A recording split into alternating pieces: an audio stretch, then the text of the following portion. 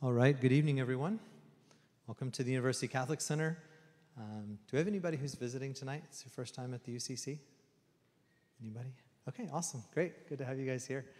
I'm Father Jonathan Rea, the chaplain here, and we're really excited. This speaker series is a big part of our mission, which is to help UT students to encounter Jesus, who is the truth, who sets us free, and to find a home in his church.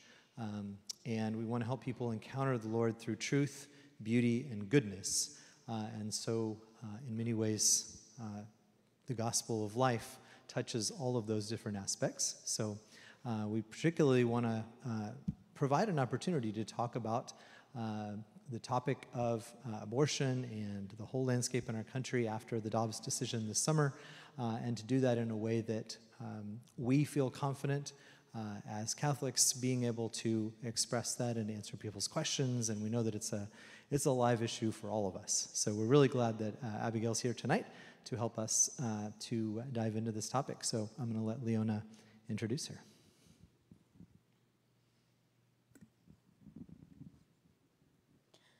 Abigail Borah is a UT Catholic alum and a proud 2015 graduate of UT Austin's College of Liberal Arts. As a pro-life advocate for the last decade and someone who has been personally touched by the pro-life movement, Abigail is passionate about promoting life-affirming education, overcoming misconceptions about the movement, and inviting individuals to be part of the solution. She serves as the Senior Director of Advancement at the JP2 Life Center in Austin, Texas, and has experience working in diverse pro-life organizations on a local and national level. She resides in Austin, Texas, with her 6-year-old son, Gabriel, who is the joy of her life. Please welcome Abigail Borah.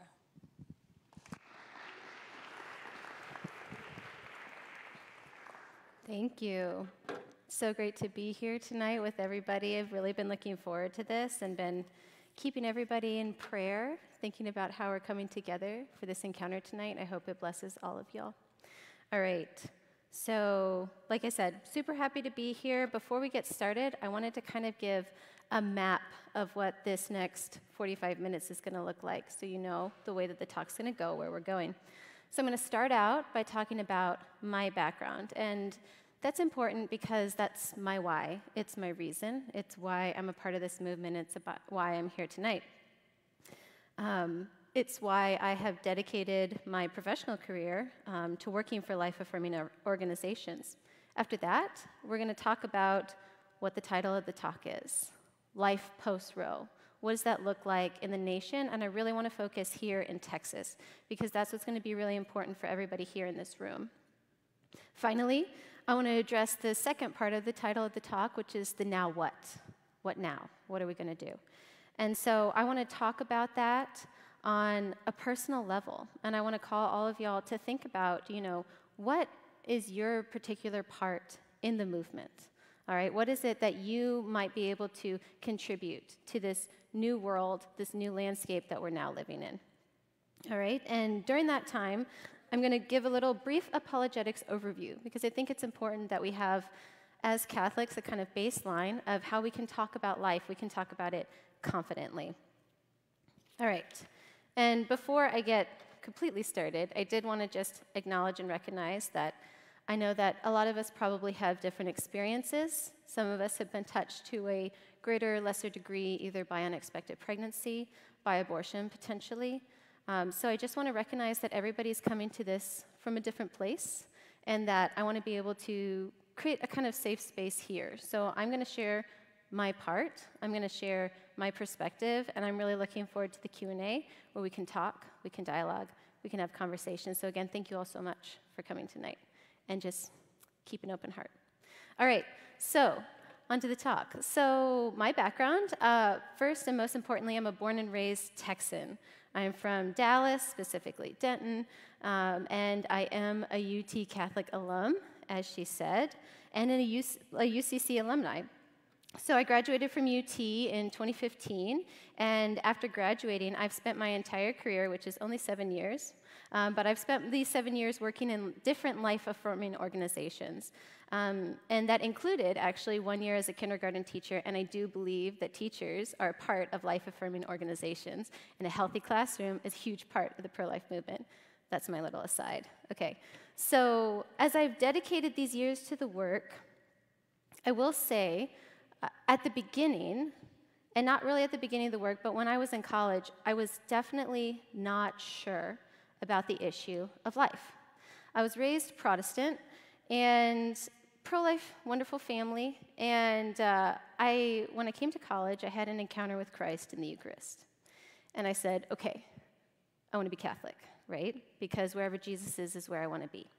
So I'm 18 years old, I present myself to the RCIA director at St. Austin's, and I said, okay, great, I want to be Catholic, I want to be with Jesus, I want to have communion, but I do not understand the teachings about life, teachings about sexuality, and teachings about marriage.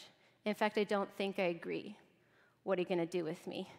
And he was so good, and he was so kind. And he said, okay, Abigail, you've started in the right place because your focus is Jesus. Your focus is on Christ. Have any of y'all been to St. Mary's Cathedral? Yeah, okay. Have you seen the rose window at the back of the cathedral? So beautiful. So rose windows, he asked me that same question. Have you seen the rose window? I said, yeah. He said, okay, so typically rose windows, at the center of the window is Jesus, okay? And then everything coming out, you might see different stories. It might just be kind of like a flower, just beautiful, but it comes together in this perfect pattern, makes this perfect circle. It's incredible. He said, keep your eyes on the center, which is Christ, and everything around it, that's all the teachings of the church, are going to come into that perfect circle, and you're going to understand one day. So a couple of things about that. I'm very glad he didn't turn me away. I'm very glad that he didn't say, well, why would you want to be Catholic if you don't understand life and marriage and sexuality? He's like, no, start at the center, which is Christ, and everything else will make sense. So I'm 18, 19, don't necessarily know what I think about the life issue. And I think I was very much of the perspective, which maybe some of you in this room have, which is, maybe I'm personally pro-life. Maybe I wouldn't want to do that if I was in that kind of situation, but how could I ever tell somebody else what to do? How could I ever do that? And if that's where you are or where you've been, I can say that I truly believe that you probably think that because you're a very compassionate person. That's why. Because it seems like compassionate, right? How can I tell you what to do? And so that's where I was. As I came into the church, and then I started to just really listen to the Lord, because I wanted to understand. And I think that's a really important place to start. If you start with that open, I want to understand, I promise he's going to help you along the way. So I started just really trying to listen and to hear, to try to understand those teachings, right? And so I felt like I started to hear God speak through other people about this. I felt like I heard him speak, just in the silence of my heart in adoration about this. And I was invited to come and volunteer at a pregnancy help center, the same center that I now work at. And so going through all of these things, I felt that God was calling me. And so the call at first was small, and it was gradual. And then until one day, it was all at once, and it was entire. So in order to talk about this next part of my story, I'm going to not go into a lot of detail because I want to protect the privacy of people who are involved. But what I will say is that my junior year here at UT, I experienced an unexpected pregnancy. It was a challenging situation. It was really tough. And that is when I would say the rubber met the road. I had had a few years where I had started to learn, and I will say one of the things that most affected me, and maybe some of y'all have encountered this as well, which is St. John Paul II's theology of the body. That, I do feel, prepared me for what came next. So I'm experiencing this unexpected pregnancy, very, very challenging. I went to the pregnancy help center that I now work at, and I asked for help. And they stood by me, and they pointed me to the resources, and they affirmed me and my dignity, and they affirmed my child and his dignity. And through that assistance, I was able to get through the situation, not only get through the situation, but thrive. So I think that's, it's important that y'all know this just so you know my perspective, my experience. I'm not speaking about this from a kind of theoretical perspective. I've lived it. I lived the challenges. And what I can say on the other side of it is that with all of the challenges, with all of the difficulties, with all of the things that come with parenting and with being a single parent, through all of it, life is worth it. And that's what I found out. That's what I found out every day, and I find out deeper every day when I look at my son every morning, is that no matter what, life is always worth it. I skipped a little part. It's really important, actually. So right before I found out that I was pregnant, I had gone to Seek. How many of y'all have been to Seek? Yeah, it's so great. Yeah, so I went to Seek 2014, before y'all's time. And Sister Mary Gabriel, are y'all familiar with the Sisters of Life? Oh, yeah. So Sister Mary Gabriel, she gave a talk. And she talked about how she chose her name, Mary Gabriel. Because, when you become a nun, you get to pick a new name. It's beautiful. And so she talked about how she really spent a lot of time contemplating what it is that happened in that amazing scene of the Annunciation, all right?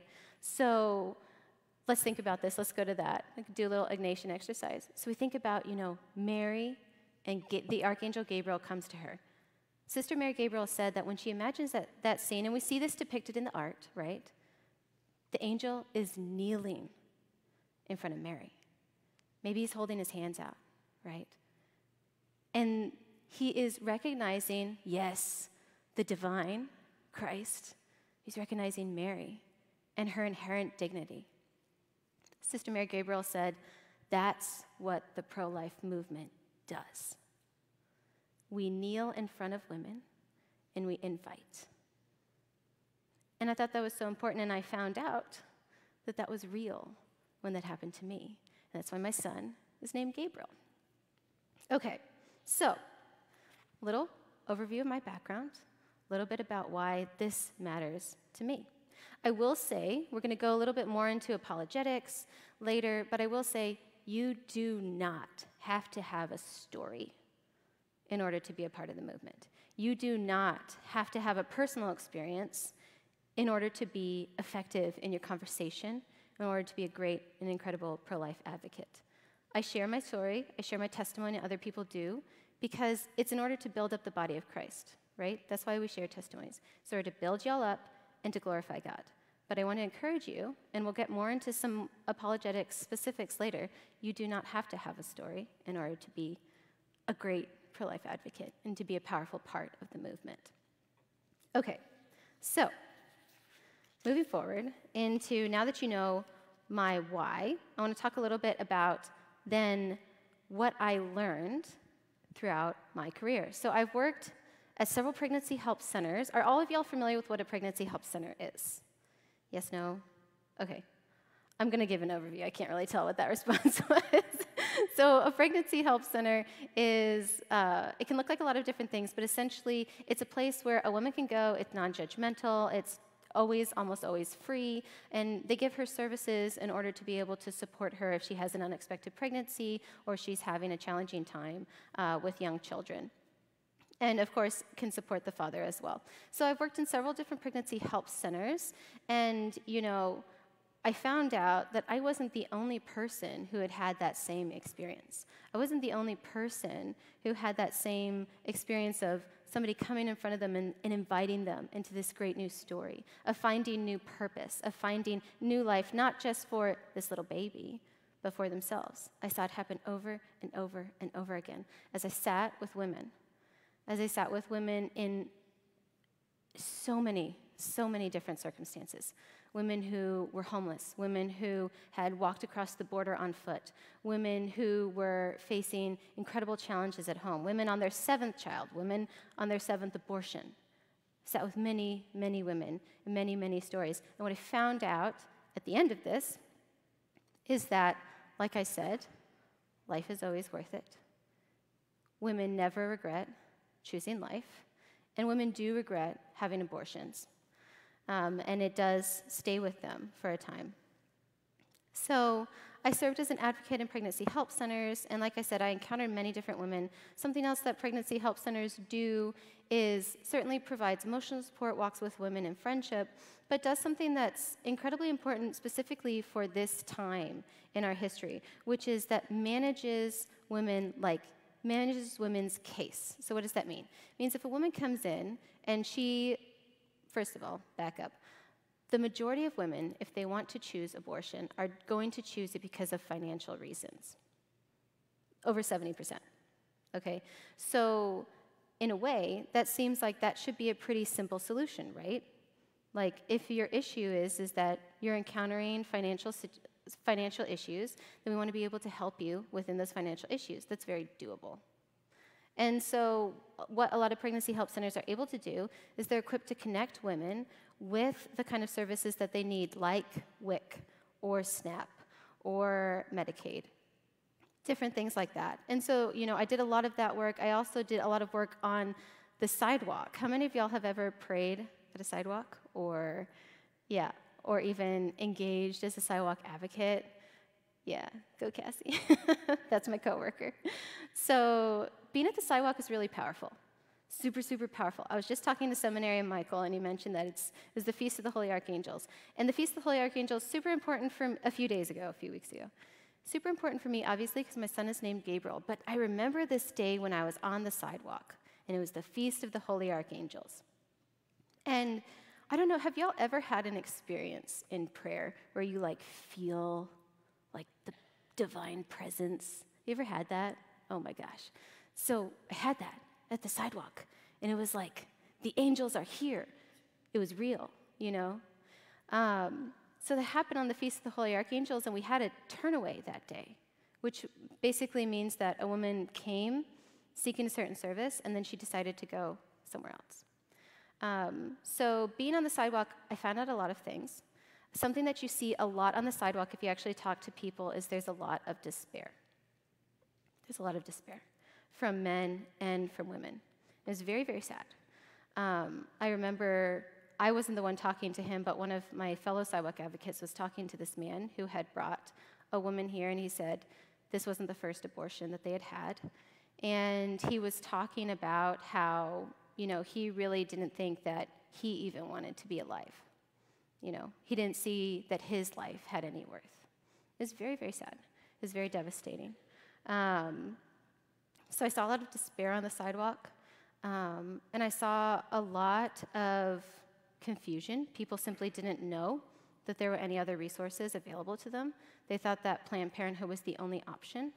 They didn't know that there was an incredible network of people waiting to support women and to help them. And I also learned a lot about the way that the abortion industry works and functions, and it's not pretty.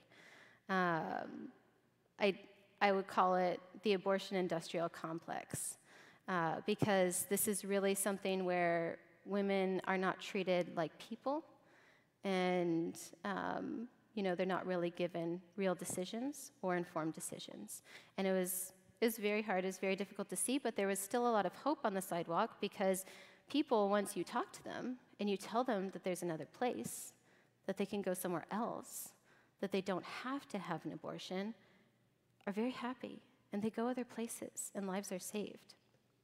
So I would say that's a place, if you're interested in really seeing, again, where the rubber meets the road in pro-life, because I find that a lot of people on either side are having conversations kind of out in social media or just somewhere where it's all kind of theoretical, but it's really real.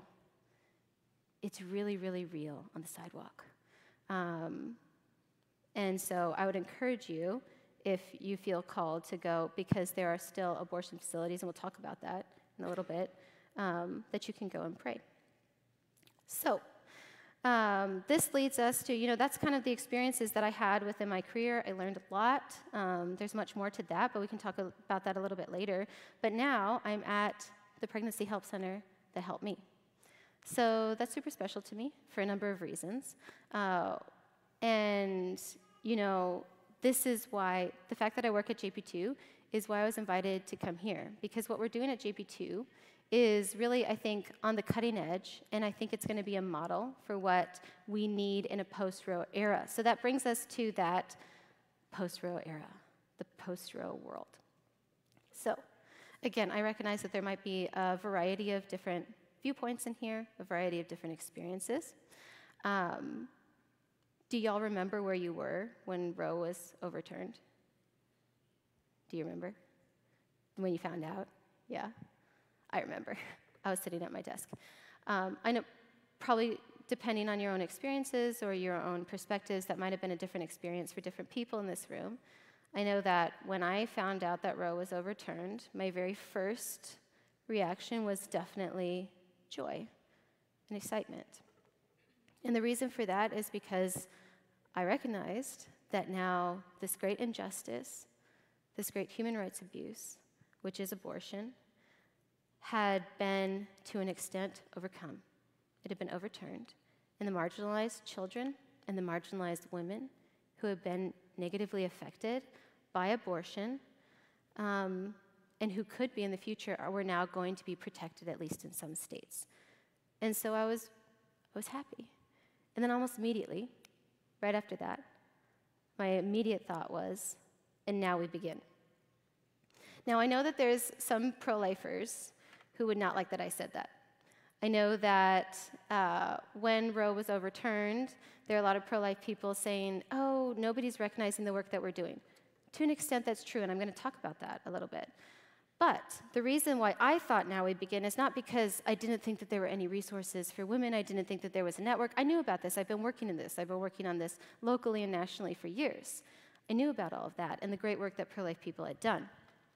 But the reason that I thought now we begin is because I felt that I recognized so deeply in that moment that abortion had served as a crutch on our crippled nation for too long. And as long as our nation was leaning on that crutch, it was not going to be possible to put into place the kind of support that women and babies and families deserve and need. It would not be possible because as long as abortion is an option, that is what people were going to choose. That is what powerful institutions were going to choose. Something that became, news after Roe was overturned is we saw a lot of corporations saying they were going to pay for abortions. Why would a corporation pay for an abortion? It's cheaper than paying for maternity care. It's cheaper than paying for maternity leave and paternity leave. And it's certainly cheaper than eventually probably losing an employee, because I can speak as a working mom. And my boss has a really great theory. She says, first baby, mom comes back full-time, second baby, she comes back part-time, third baby, she's done. So corporations recognize that it's not good for their bottom line when women have children. It's not good for them as employers. That's not true, of course, because a just society that recognizes the dignity of every woman and every child and truly comes around, wraps around and supports women and children is going to be so much better than anything that we have now. But I really recognize that now we can actually begin to do this, particularly here in Texas, where human life, preborn human life, is protected. That's not the case in every state. This is now a conversation across the nation in every state. But in Texas, we can really begin to build a society without abortion. There's a few caveats to that, and my marketing specialist can help me with talking a little bit about that. But we can begin to really build up what this country can actually look like, a country that really, truly affirms women and children and families. So that was exciting. That was very exciting. And the thought that I had at that point was, okay, we're free. Like I said, here in Texas, we're now free to create this society. So that really leads us into, what does that look like? And this is where, I would invite all of y'all, no matter what your perspective is on life, on abortion, every single one of us, no matter what side of the political aisle, doesn't matter. Every single one of us has something that we can contribute to making a more just, equitable, humane society that supports women and supports children. We recently had a really interesting encounter with a political representative who is very, very left-leaning and incredibly anti-pregnancy help centers, and in fact has been very public in national media about how much she thinks pregnancy help centers are a scam. Maybe some of y'all have heard of that, and we can probably, if you have specific questions, we can talk about that in a little bit. But she's a Texas rep, and so she was talking in NBC and MSNBC and talking about how pregnancy help centers lie to women and they manipulate women and they preach at women. And of course, we do none of those things. Maybe there have been some bad apples, I will say that. But the Pregnancy Help Center as a whole is very, very good and healthy and helpful to women and simply there to support them. So we reached out to this representative and said, hey, everything you said was not true. Why don't you come to our center and we can show you what we did? And she came. That was amazing. That blew my mind. I just said thank you about 100 times when she came. Just thank you for coming, because that's so brave. That's so brave that she stepped foot in there when she has a lot of political backing. She probably has a lot of pressure to not even listen, to not look, to not see what's really going on. But she came. And at the end of the tour, we gave her a little tour, we talked. At the end of the tour, we sat down, and we were there with our founder. And the two of them sat down, and immediately it looked like they were about to go at it because she was ready to just say, you know what, I just can't believe that Republicans don't want to support women's health care at a higher level. And he goes, me too. It's terrible, right? She's like, okay. And then, then she's like, well, but the thing is that, with childcare, we just don't have access. He's like, I know. We really need to work on that. She's like, okay. And she kept having things. And it's like, I agree with you. I 100% agree with you. We need to do better. And we're going to do better. But it's going to be really hard to do better if we're not telling the truth about each other. If we're spending so much time battling each other in social media or in politics or whatever it is, we're not going to get around to actually helping the people that need the help. And so that was a really healthy conversation. And our founder said something that I think is going to stick with me forever in that conversation. He says, you know what, Representative, we have a very different perspective on abortion, and there's a place that we're just not going to agree. And she goes, that's right, we're not going to agree. I said, okay, that's fine. He said, but every step of the way up to that place, we can work together to make it better. And that's super important. That's super important. No matter what your perspective is right now on the abortion issue, what we know is that women in Texas are going to be carrying their pregnancies to term. And so what we know is that we need to step up and build a society and work together to make every step along the way better. And I think that's something that hopefully we can all agree on. Okay, so speaking of Texas, speaking of what's going on here in Texas, what we can do for women now. So, have any of y'all heard of the Alternatives to Abortion and the Texas Pregnancy Care Network? Anybody? Cassie? Okay, there's some people in the back. All right. Yeah, okay, so a few years ago, the Texas legislature did something big, huge, enormous.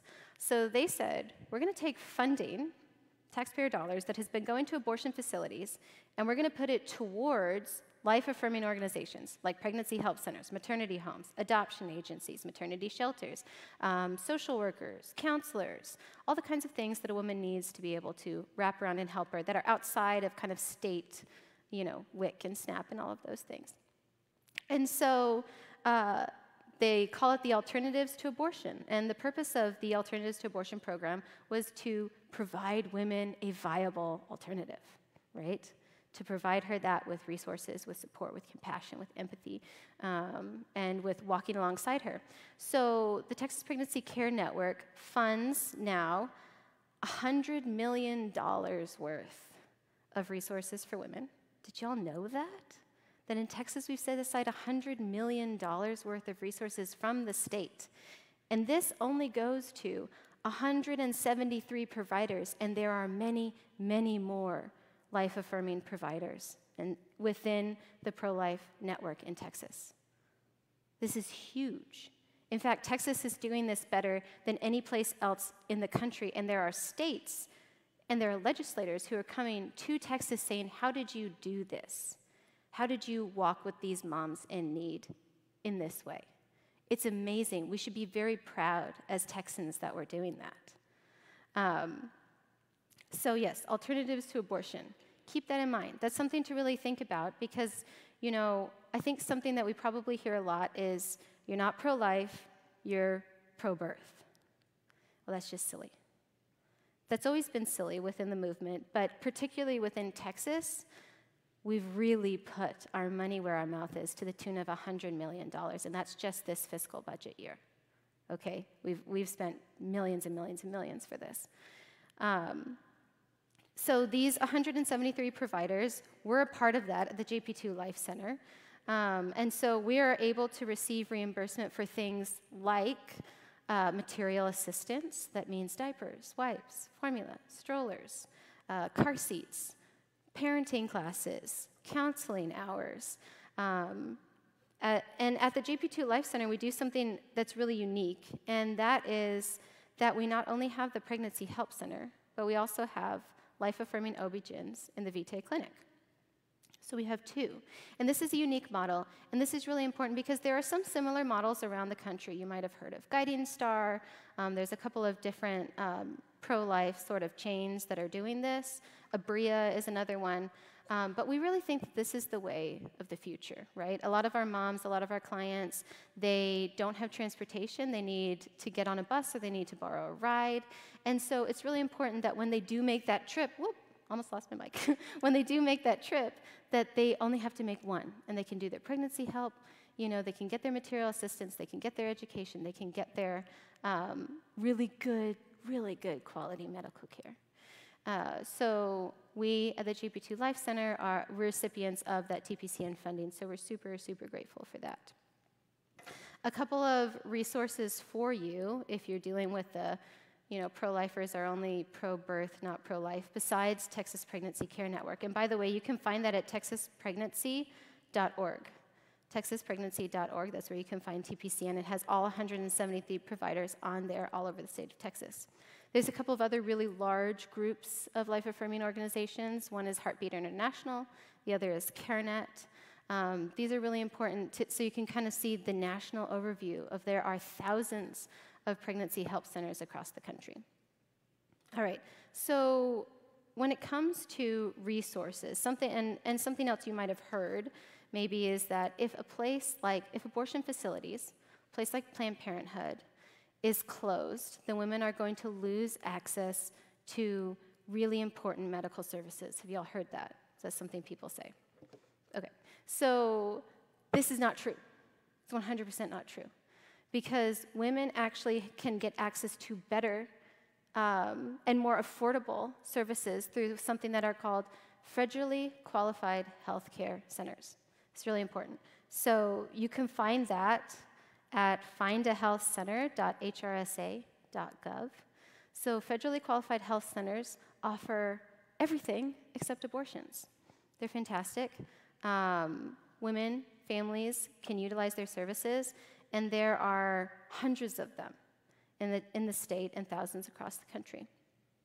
So these are just some really, really good resources. Another really good resource just for, you know, local information, if you have somebody around you who wants to know, but what's the local resource? I'd recommend pregnancycentraltexas.com. And Pregnancy Central Texas goes through all the resources we have just here in Central Texas. It's pregnancy help centers, it's adoption agencies, it's counselors, it's child care. The list goes on. It's postpartum depression support as well as post-abortion support. So, you know, I think that what we're coming up against, my whole point in boring you with this giant long list of all of the resources that we have, is to say we have a lot of resources. And most people just don't know that. So what we're really dealing with in this post-Roe world, the problem is that we have a marketing problem. We have a marketing problem, which is that people don't know that these exist. So that marketing problem is going to be solved in a couple of different ways. I think there's maybe some future marketers in here who might say, you know what? The way that I'm going to help the pro-life movement, I see you. The way I'm going to help the pro-life movement is I'm going to get marketing out there across the nation. You know, I'm going to tell people what's going on. I'm going to do it on a grassroots level. I'm going to do it through social media. I'm going to do it through Google AdWords. Whatever it is. Like, people need to know. There's going to have to be some really creative marketing solutions so that people understand that the resources are there. This is super important. And so that's going to be a huge part of how we move forward, you know, post-Roe. So, let's see. That's one of the things. So I'm just going to go through a couple of things that I think are places that we have space for improvement. Now, you've heard we're doing a lot. There are so many more resources than people really know. But there are spaces for improvement. And the pro-life movement is actively talking about this on a lot of different levels right now. And so some of those spaces, again, are maybe places that you can fill in. Maybe you have the brilliant idea that's going to help solve some of these problems which are local and national. So I think a huge thing that we're seeing right now, just with our clients and across the nation, is childcare. People need childcare. Again, I think this might, again, go back to that our country leaned on abortion as a crutch, okay? So because our country leaned on abortion as a crutch, we didn't really do what we needed to do to invest in infrastructure for childcare, right? Because in a way, we were incentivizing abortion over having a child. This is going to be very expensive. I will tell you, there were times when I was spending 50% of my salary on childcare. It's crazy. That's crazy. But this is something that, you know, we need a solution. And part of it could look like the way that corporations change, you know, working, flexible hours, you know, having daycares at offices. There's all kinds of things. There's all kinds of new solutions that can be local, that can be statewide, and that can be national. That could be a place that you step into it. Another thing is housing. This is a crisis not just for women who are pregnant. This is a crisis on a lot of different levels right now. There's a homelessness crisis, but there's a housing crisis. So this is something, you know, to think about how could I help in that way.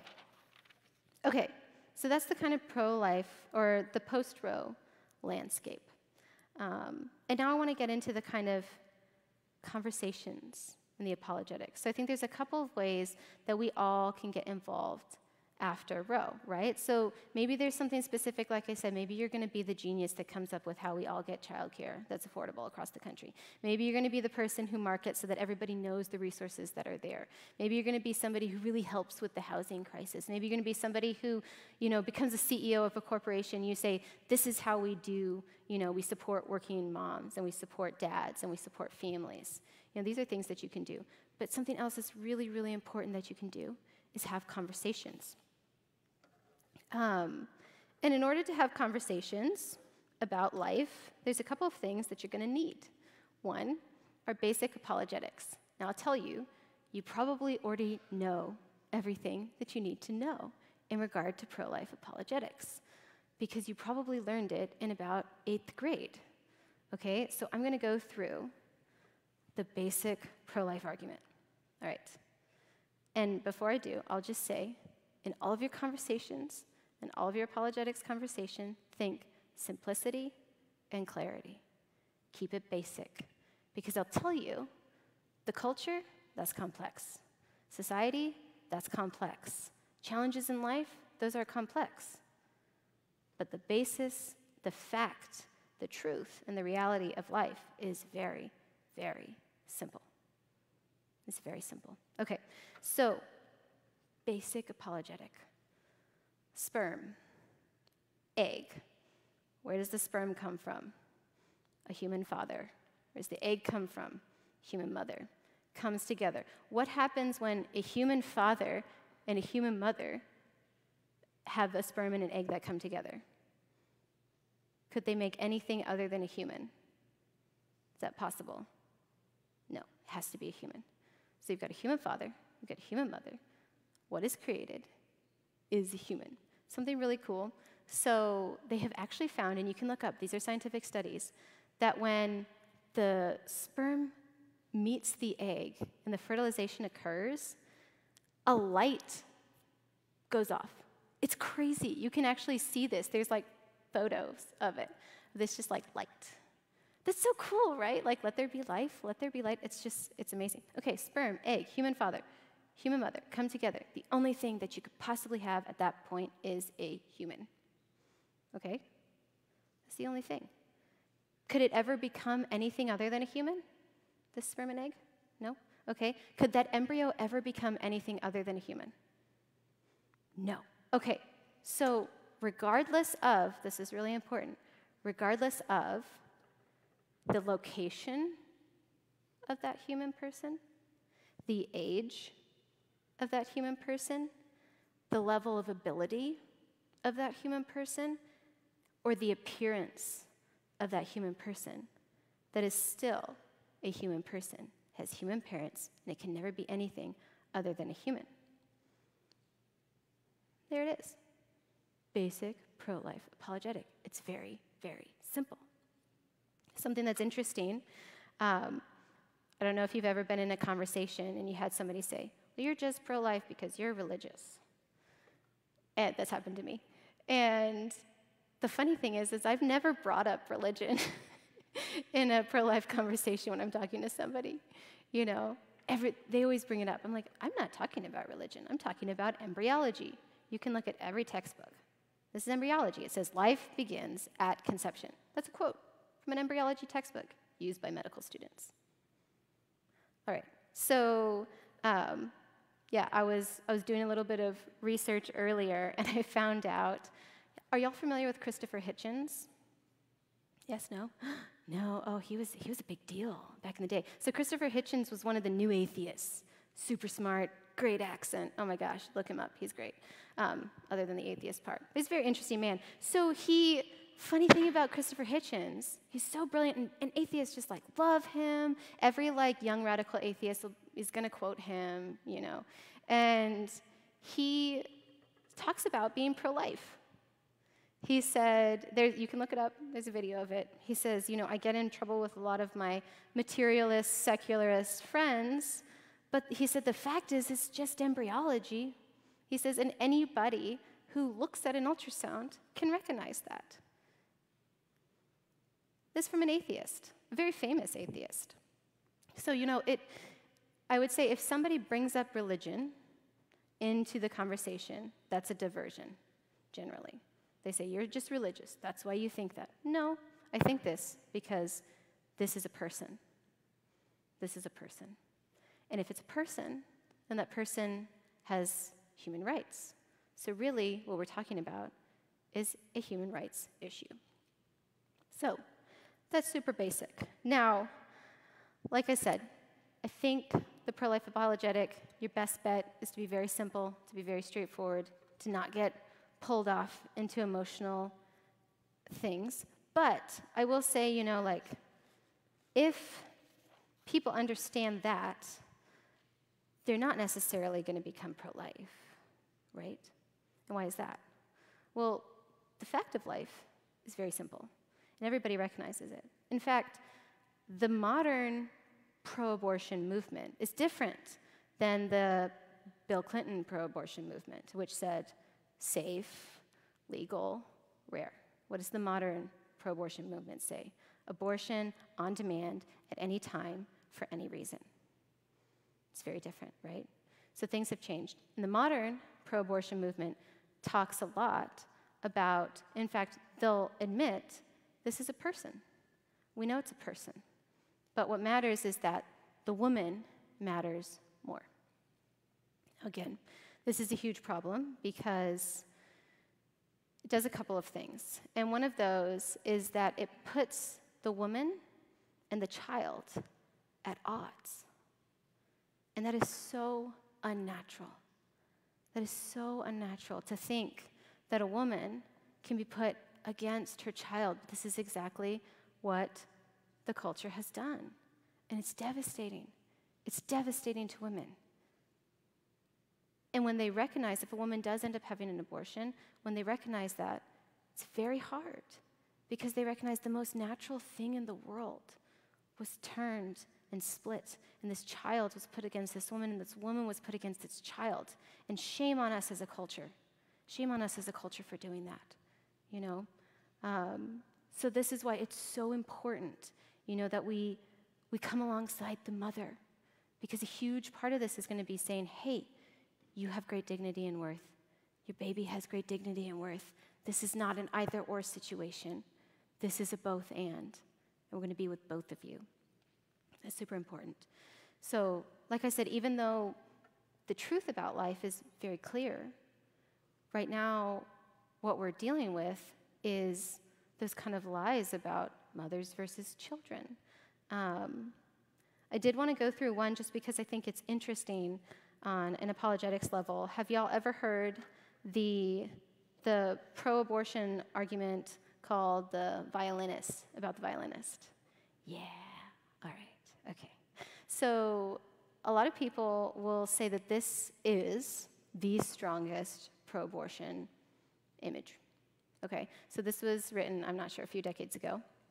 Basically, what the thought experiment is that you have, it's you, okay, you.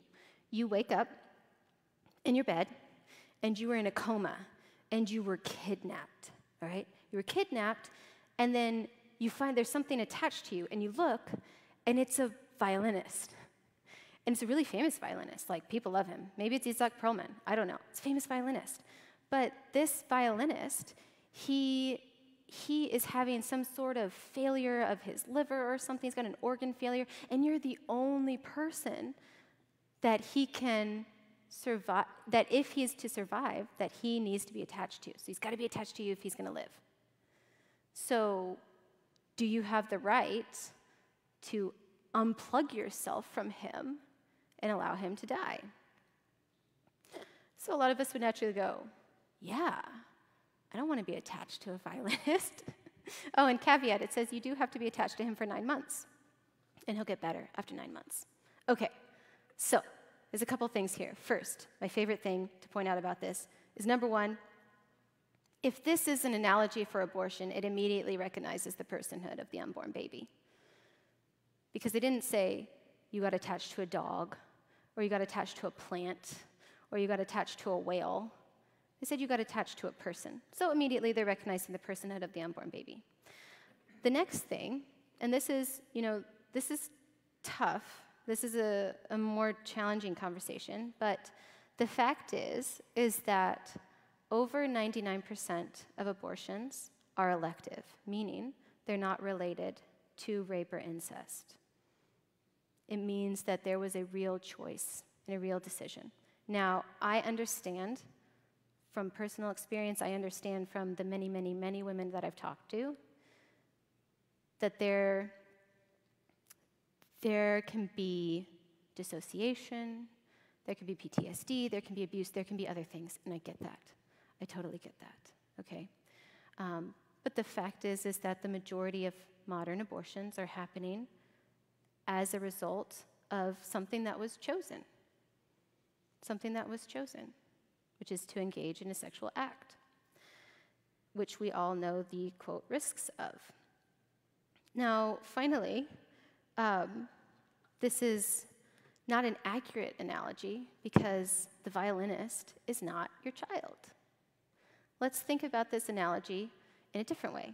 Let's say you woke up and your child was attached to you, and your child is attached to you because of a decision that you made. Would you say that you could unplug the child then? Would that be different? The reason we immediately know it's different is because the bodily autonomy argument, and this is the bodily autonomy argument, is powerful because we recognize, like, this is my body. We recognize that. But the fact is that when it comes, again, to the mother-child relationship, it's different. Because a mother, and this isn't a word that our culture likes a lot, but a mother does have an obligation to care for her child. She has an obligation to that. Let's think about it in the case of child support. So that's an obligation.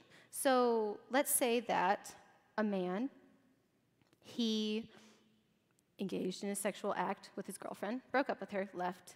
She's pregnant. She doesn't tell him. She has the baby. And then she says, okay, I now need child support because it's expensive to have a baby. And so they go to court, and he shows up in court and he says, Your Honor, I didn't consent to this pregnancy. I didn't consent to this child being born. I just wanted to have sex. Would the judge say, okay, no child support for you? Would that happen? Should it happen? Because that would be logical if we're following the same logic, right? Should a man be responsible for the child that he helped bring into the world? I would say yes. And I think most of us would say yes. Again, I understand that this is a tough conversation. It's tough because, like I said, we have separated women from children. We have separated sex from the creation of children in our minds, in our culture. And that's really, really devastating. It's really, really devastating. It's why we need the theology of the body, so that we can reconnect sex and children. And I do think that as we move forward, that's going to be one of our big challenges in the movement, is helping to reform a good sexual ethic where women and men don't use each other and where children are not discarded because of that. It's really important. Because what we're facing right now is a huge crisis. So, this little basic, brief overview of apologetics. And I know we probably need to go into Q&A now, but I did want to say just one more thing about engaging in conversation. And I think this is really the most important thing.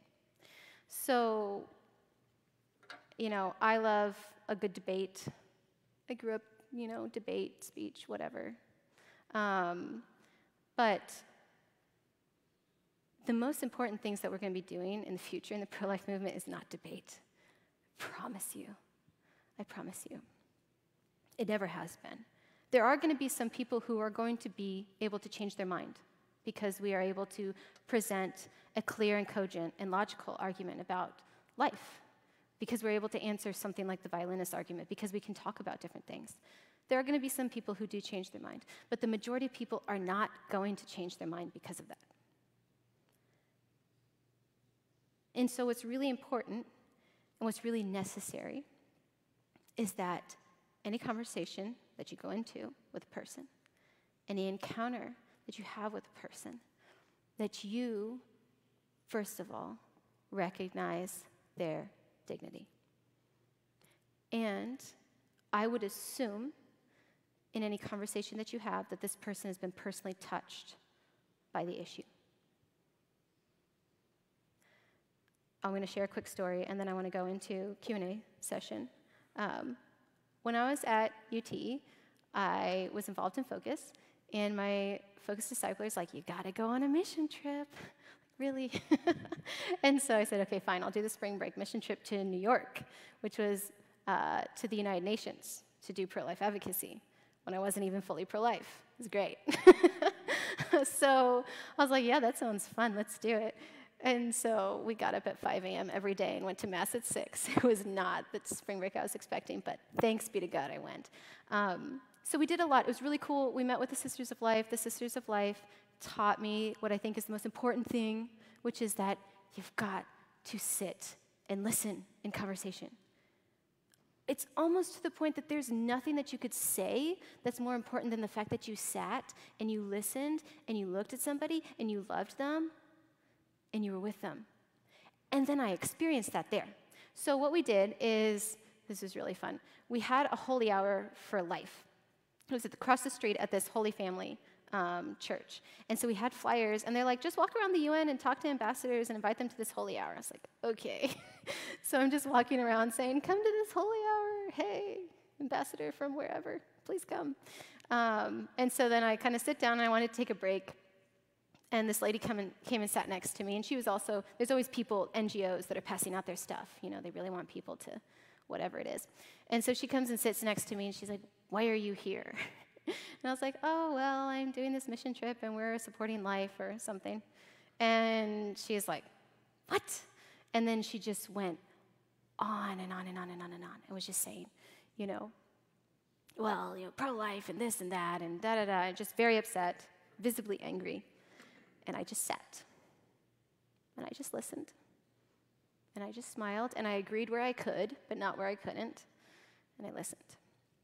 And I said, at the end of it, when she had kind of gotten it all out, I said, I'd love to see you at the holy hour. And she's like, you know, that face of like, you are so weird. Like, what is wrong with you? And I was like, love to see you there. And so then she took my flyer and walked away. So I was at the holy hour later, and the Sisters of Life were there, and the CFRs were there, and somebody comes and taps me. They're like, that lady that you talked to, because I left and I went to my whole team. I was like, I feel like we should pray for this woman. I don't know what's going on, but we should pray for her. So we did. And somebody tapped me, and they're like, she's talking to one of the sisters. She's here. She's talking to the sister. And I'm like, don't turn around. Oh, my gosh. Like, don't look. Let her have her moment. And so she left, and I didn't get to talk to her. And I was like, okay. Let's see. That was 2015. 2016, 17, 18. 3 years later. 3 years later. I got a Facebook message. Hey, I don't know if you remember me, but we met at the UN. I'm going to be speaking at Democrats for Life of America. I'd just like to share that with you. And I was like, what? She's like, if you want to talk, we can talk. So yeah, let's talk. I remember I was sitting in the parking lot of my son's daycare, and I was like, I'm 30 minutes early. Let's get on the phone. Can you talk right now? So we got on the phone, and we started talking. And she goes, yeah, like I talked to you. And so, I've had abortions. I had 2 abortions. I was like, oh, wow. And she said, yeah, I left, and I felt really upset because I felt like, wow, you know what? I haven't dealt with my abortions. And I realized that. I'm like, I didn't say anything. Literally didn't say anything. And she's like, and I realized that. And she said, I was walking around the streets of New York City going like, I got to do something. And I didn't want to go to this thing you invited me to, but then I'm like, I'm going to go. And so then I went, and then I met this nun. And she's like, then I talked to her, and then now I'm speaking at Democrats for Life of America, and I'm a pro-life activist. I was like, what? Because I listened. All right, let's do Q&A.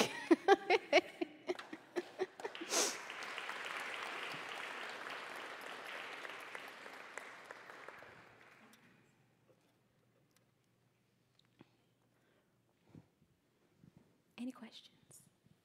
I guess you can just raise your hand.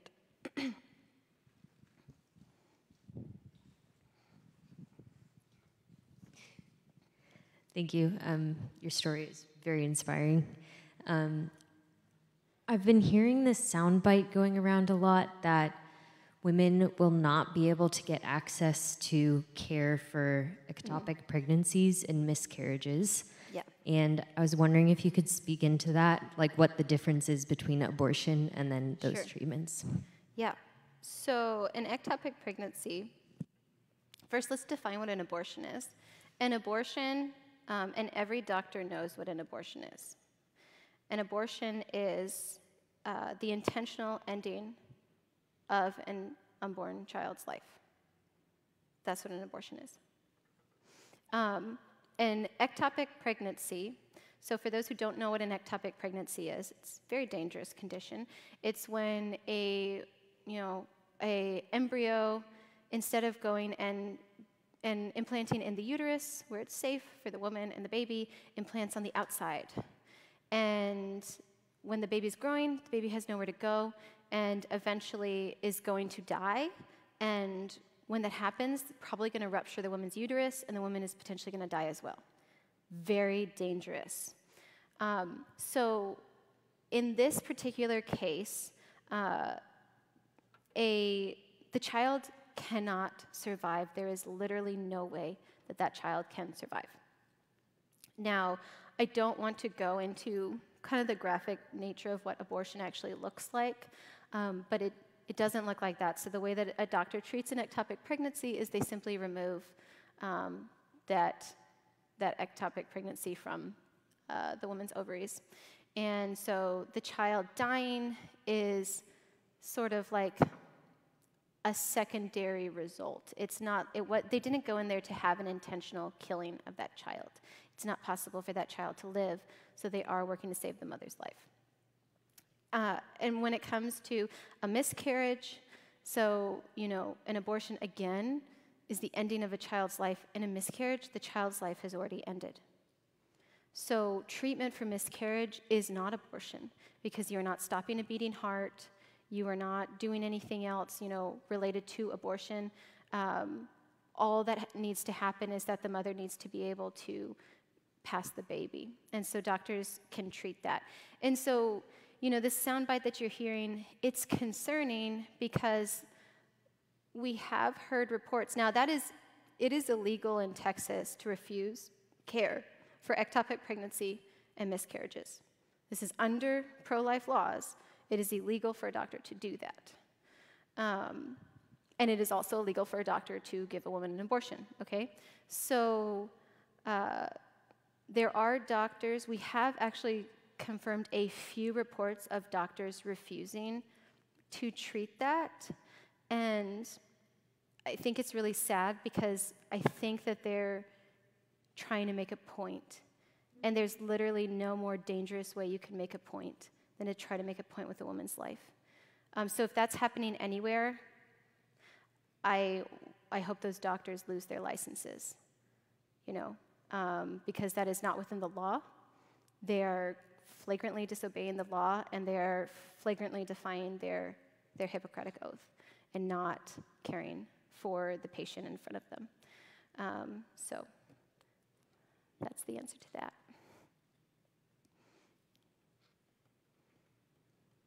I'd love if anybody has differing opinions or thoughts, I'd love to hear.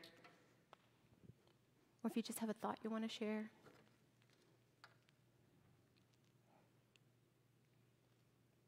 Right there. I had a question about when someone approaches you with the conversation. I guess you kind of answered this now that I think about it, but when they come at it with emotion and it or personal experience, start sharing. And I know you mentioned kind of to sit and listen, but at that point it wouldn't. I don't know how fruitful it would be to fight back with facts. So I was wondering what. Not fruitful. Yeah. So that really depends on the situation that you're in. Because if this is a long-term friendship, or if this is somebody that's, maybe this is somebody that's in your class, so this happens at the beginning of the semester, you're going to see them the rest of the semester, don't say anything. Invest in friendship, And especially if they're willing to tell you a personal experience, it's wow, thank you for sharing, I'm sorry that happened to you or that you experienced that.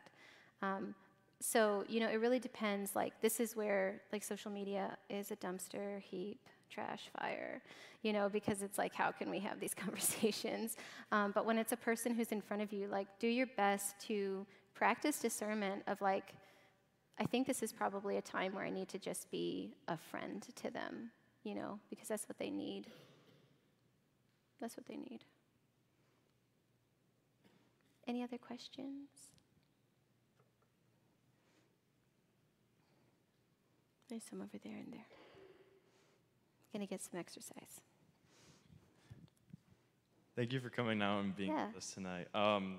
So I'm involved with the pro-life organization here on campus, and there's been quite a few conversations I've had where people will acknowledge the fact that what's in the womb is human, but they won't acknowledge that it's a person. Yeah. So that from their mindset, I guess that necessarily justifies abortion. So how would you respond to that? So historically, the use of personhood has only ever been used in order to deny rights. That's really important. It's only ever been used to deny rights, and often violently, right? I can give you a lot of examples, but I'm sure you know them. I think that that's probably a good response, which is to say, this is a concept that's used against people. So, yeah. So I've heard of cases that women would pass if they have a baby, so they need an abortion. So how would you kind of go by So there are specific conditions. There's a couple of different ones, and so it depends on which one. So what a pro-life doctor does, what our doctors do, is that they watch the mom very carefully, and they allow the baby to grow until it would be dangerous for the mother, and then they deliver the baby. So again, you're not intentionally killing the baby. You're not going in there, ending their life, or doing something really violent to where they can't survive. If the baby doesn't survive that, that would be very sad. But at that point, the doctor understands that he's working with two patients, right? But he's going to do, so that's what our doctors do, is that they're going to deliver and then, give life, assisting aid to the baby, but protect the mother's life. Yeah. And the Texas law, is for that.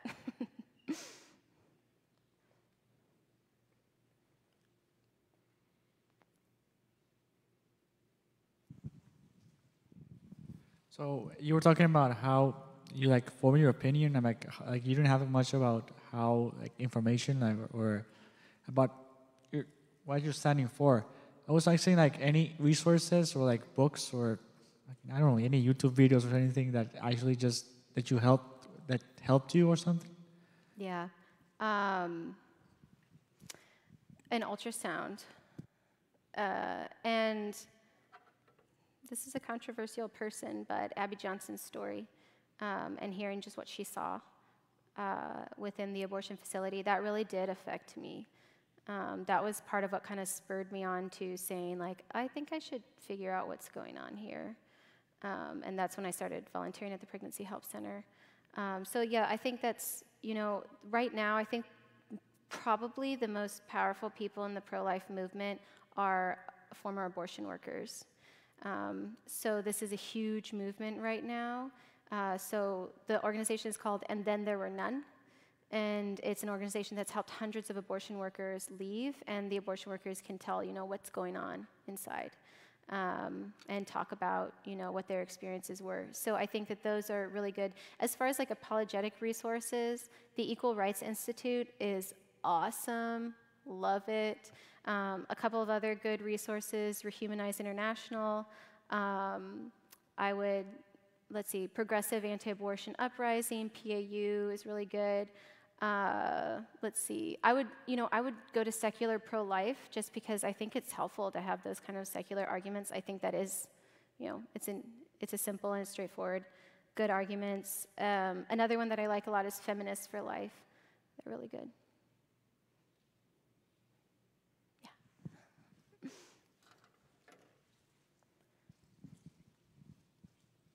So I feel like a common pro-choice argument I've heard is that, specifically directed at men, that we can't be pro-life because it's not our bodies, and so we can't speak into that. So I was wondering what your response to that objection would be, and also how we as men can aid and help in the pro-life movement.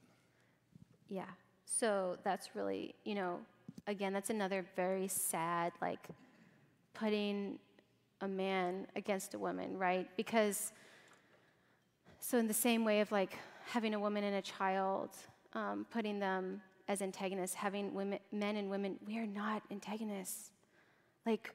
We were meant for each other to help each other.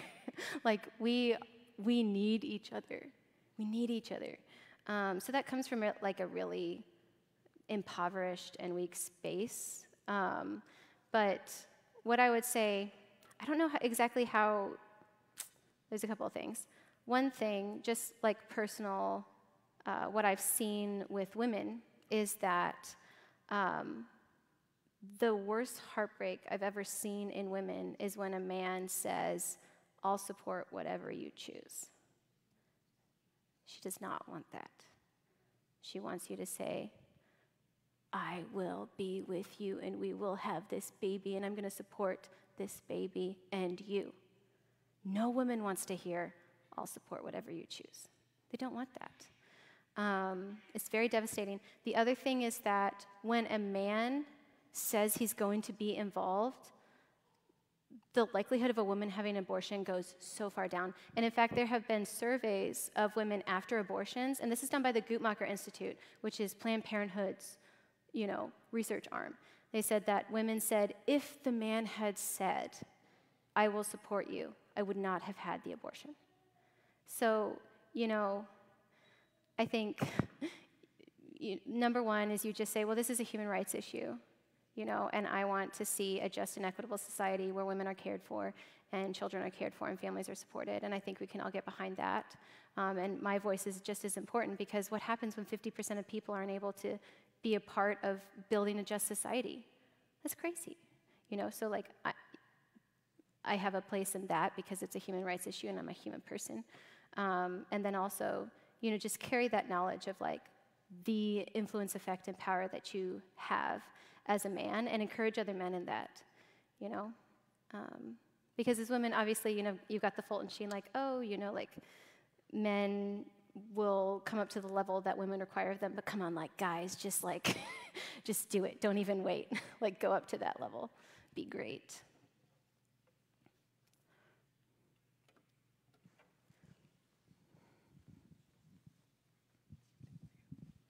Thank you so much for being here. I think around when you were talking about the spaces for improvement, you brought up childcare and housing.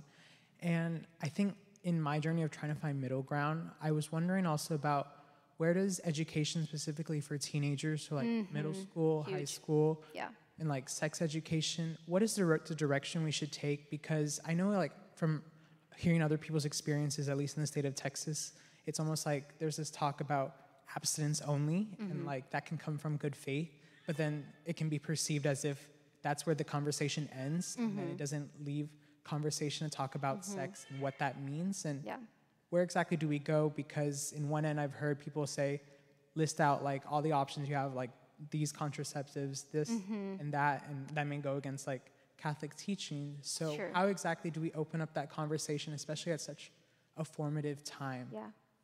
So there's a couple of ways. So the first is you can't get straight into, let's just talk about, this is the mechanics, and here's that's no good. And the reason that it's no good is that you need to start talking about dignity. Now, maybe that's not exactly the word that you use. I'm certified as a reproductive health educator by Heritage Keepers. And I really, really like their approach. It's a fully secular approach, science-based, and they start the first few weeks of this sex ed, all you're talking about is like, wow, you matter so much. That's literally where you have to start. This program is amazing because they brought it into like super inner city schools. They brought it into a prison, a juvenile detention center. And at the end of it, these guys, they were like, I'm gonna be abstinent. Because they started by being like, hey, like, you matter. And that's where like the heritage keeping, that name is so important, because like you have something that is worth protecting, right? It's worth protecting, it's worth saving. That's like a super masculine thing to do. It's worth all of these things so that you can keep your heritage and pass it on in a really healthy way. So I think you have to start with a really robust discussion of like your dignity, your self-worth, you have a heritage, you can have a legacy. What is your legacy going to be? And really, this is an empowerment thing, right? I think a huge part of why a large portion of our culture feels so disempowered is like, if you don't have this kind of like control over your sexuality, you're gonna feel super disempowered. You're gonna feel super enslaved. So just start with that. And then the second thing, which is to really get into not just like I said, mechanics, and then here's a bunch of different birth control, but to really get into teaching around fertility awareness for men and for women. Men have a hormonal cycle too. This is super cool. It's a caveat, but I just love this so much. Men have a 1 day long hormonal cycle, right? Every day, you have a hormonal cycle. This is really interesting for the future wives of this room. So when a man wakes up in the morning, super high testosterone, he's got to go. This is not the time to ask him to make a plan. He's going to be like, what are you talking about? I got to go. Got to work. Got stuff to do. You're like, what is going on? So he wakes up, he's got high testosterone, and then sort of dips.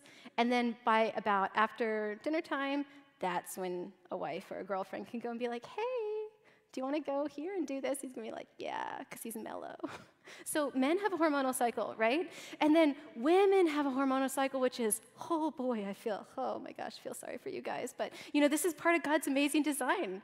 Like, I'm engaged right now, and like going through all of this is like, it's hilarious to me to watch my fiance go like, wow, women have cycles, and this is crazy, and watching the emotions, and being able to tell me, he's like, I know what's happening right now. I know what's happening. Our hormonal cycles are very intense and much longer, much more drawn out. So, and that's super important on a lot of levels, because that not only is going to help with people making decisions about their sexual health, but it's also going to help in making decisions about relationships and who you're going to be with, and self-awareness. I remember that when I was answering the hotline at JB2, I was on the hotline, and so a girl would call, and the first thing that we asked, because a lot of girls will call, they're like, I think I'm pregnant. It's like, why do you think you're pregnant? And you have to kind of go through that. And then you say, when was your last cycle? And girls would go, I don't know. And then the other half of girls would say, I think it was then. It's like, well, it's really not possible for you to be pregnant, but you can, how do you know that? Well, it's only really possible for you to get pregnant this many days. What? So, we need to know. Knowledge empowers, knowledge sets you free. So I think that I would recommend just like a really strong, robust curriculum around like dignity, value, self-worth, heritage, and then move into fertility awareness and relationship between men and women, and I think that would be good. I've heard criticisms towards Catholics and Christians saying that yes, we are opposed to abortions, but we are also opposed to contraception, which is one of the solutions to reduce abortions. So how would you respond to that? And also, as a Catholic, would it be like okay for me to tell someone who's non-religious that it is better to use contraception than to do an abortion? Well, if they're pregnant, then the contraception is null and void. You know what I'm saying? Okay. So, did you have something you wanted to say? Okay, so I have here our marketing specialist, who's also a former UT Catholic alum. I'm going to let her take the first part of the question, then I'll add on. Okay, hi everyone. Okay, so just so everyone's not like, who's this random girl that's talking? I am Abigail's coworker. I am Cassie. I am a marketing specialist at the JP2 Life Center and VTAE Clinic. I was the president of Horns for Life in the 2019-2020 year. So I've been an active pro-life activist for at least 6 years now. And so to answer your question about, because I hear that a lot as well. Everyone says it on social media, especially with politicians in Texas, not funding contraception and healthcare and stuff. It's like, well, why, right? This is gonna lower abortion rates, right? This is gonna lower unintended pregnancies. And I really think with the contraception question, we need to dig deeper. Like, this is not the solution. As it is in many instances, birth control and contraceptives are only a Band-Aid solution to a deeper underlying issue, right? And we talked about it. Abigail mentioned it earlier, we need to get into sexual ethics and sexual morality, like why are we making the decisions that we are making, and how do we get to the root of that in terms of like healthy relationships? How do we talk about consent? There is the opposition to abstinence-only education. But on the other flip side of that, I personally am opposed to just contraceptives for everyone. That is the solution to sex ed. There needs to be that middle ground. People need to be told, hey, you don't need to do this if you don't want to. And I feel like a lot of those comprehensive sex ed educators are missing out on that. So that was a ramble, but I hope it answered the first part of your question. That's great. Thank you, Cass. Yeah, if I would add anything to that, I think she pretty much covered it. Yeah. Very good. I actually kind of wanted to add on to the response to that, because I had also had been questioned that. And I think there's a really good, a clear distinction that should be made, that being Catholic and not believing that contraception is the answer to still having prudent childbirth is there's there's a natural way, like what she was saying about the cycles, that like your body is not constantly fertile. Like the woman's body is not constantly gonna have babies, like in a marriage if they are, doing the deed. And so what the church is trying to invite relationships into is this prudence of act in a way, and that like there are other ways besides contraceptives to kind of think about your situation and make the best decision for the family that isn't like a direct blocking and is more of like an understanding of like the woman and man's bodies, if that makes sense. And one more thing to add to that. So the majority of people who seek an abortion were using contraceptive, 1 or 2 types, at the time that they got pregnant. So contraceptives don't help in the sense of people have a false sense of security. Contraceptives fail. And the big promoters of contraceptives are the same people who are profiting off of abortion. And there's a reason for that. Leave it at that. Awesome. Let's give Abigail a great hand.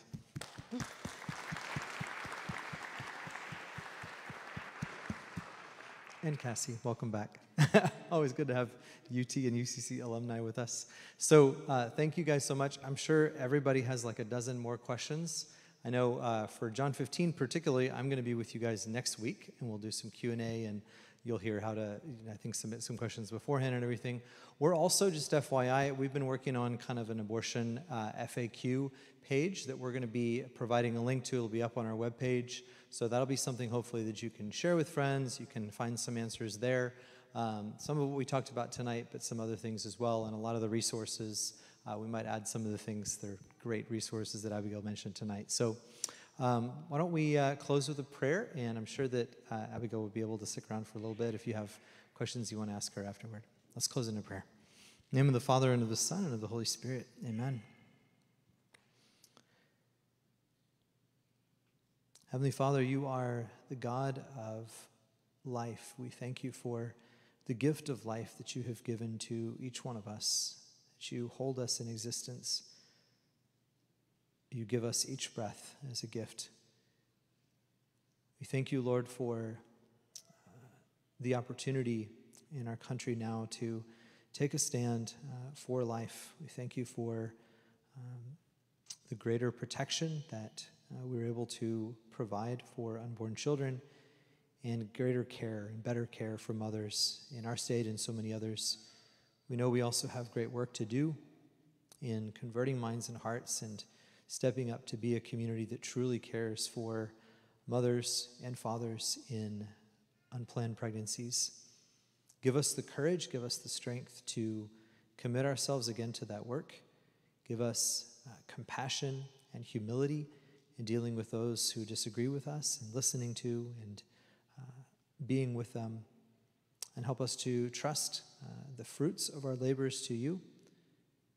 And we commend ourselves, Mary, to your prayers as mother of the Word made flesh, protectress of the unborn, and great champion of women. So we pray together, Hail Mary, full of grace, the Lord is with thee. Blessed art thou among women, and blessed is the fruit of thy womb, Jesus. Holy Mary, Mother of God, pray for us sinners, now and at the hour of our death. Amen. In the name of the Father, and of the Son, and of the Holy Spirit. Amen. Thanks, everybody. Have a great night.